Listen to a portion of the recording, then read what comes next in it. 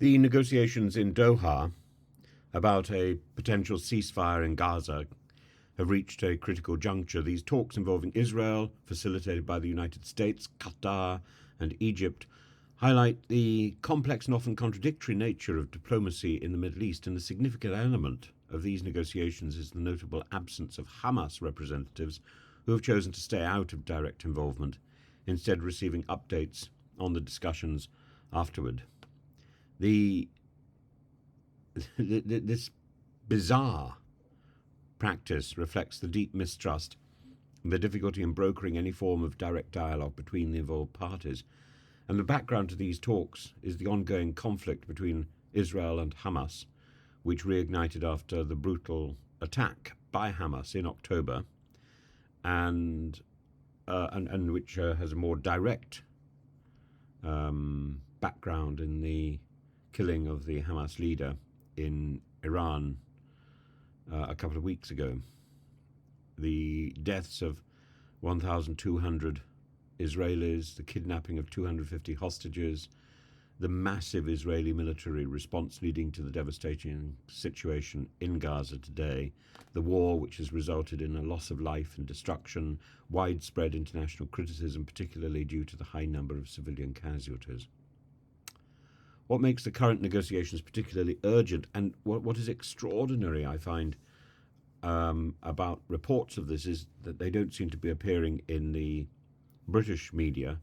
I picked this story up in Stern, and the potential for escalation, especially with Iran and its allies like Hezbollah, looms large. The involvement of high-level figures, including President Biden, Donald Trump, underscores the high stakes, and the US has made it clear that a ceasefire and a release of hostages are their primary goals, with the hope that this might prevent the conflict from spiraling into a wider regional war. And yet Netanyahu's primary goals, although he says are the release of hostages, his primary goal seems to be the destruction of Hamas.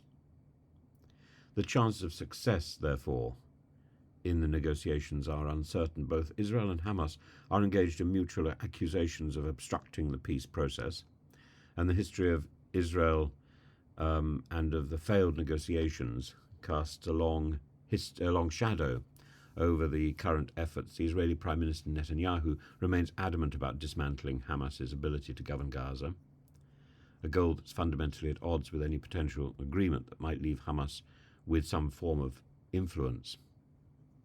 Critically, the exclusion of Hamas from direct negotiations can be seen both as a strength and a weakness. On the one hand, it avoids the direct confrontation and inflexibility that might derail talks, but on the other, it raises questions about the visibility of any agreement reached without the full participation of one of the key actors in the conflict.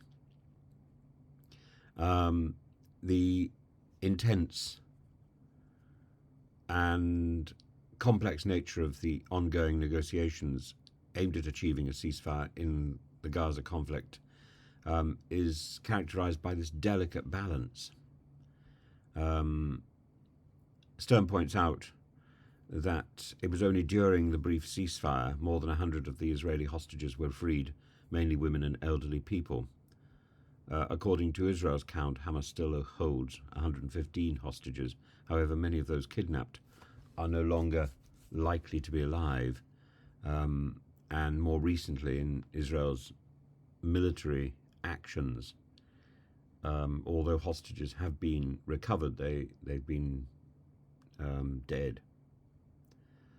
And according to the U.S. State Department, Blinken also spoke with his Egyptian counterpart, Badr Abdelati, and thanked the country for its crucial efforts to achieve a Gaza agreement. Hamas doesn't want to participate in the new round of talks and says it will be informed of the discussed points afterwards.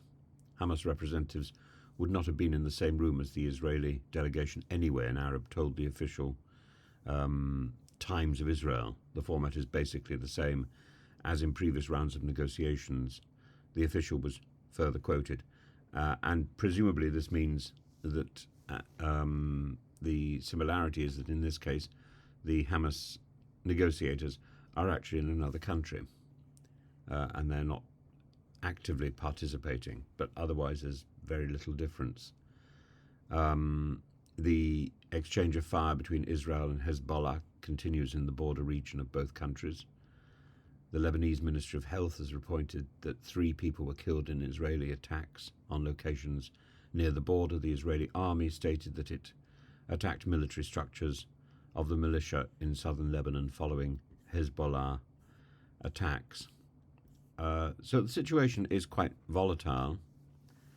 The negotiations in Doha represent a glimmer of hope for de-escalation, but they are fraught with challenges. The absence of Hamas at the table, the deep-seated mistrust between the parties, the broader geopolitical implications all complicate the path to peace. Should these talks fail, the consequences are dire, potentially leading to a wider conflict that could engulf the region. And because of this, the international community's focus on these negotiations is not just about resolving the Gaza conflict, but about preventing the much larger spiraling conflagration in the Middle East. I find it odd that this isn't a subject which has appeared on the front page of British newspapers today. But maybe I've missed one. But anyway, do let me know what you think. There's a lot of verbiage here in the Stern report, and I've summarised what I can. I've commented as I can.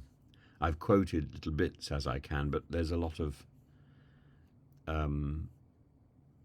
there's not very much there. There's a lot of writing, but there's not very much there,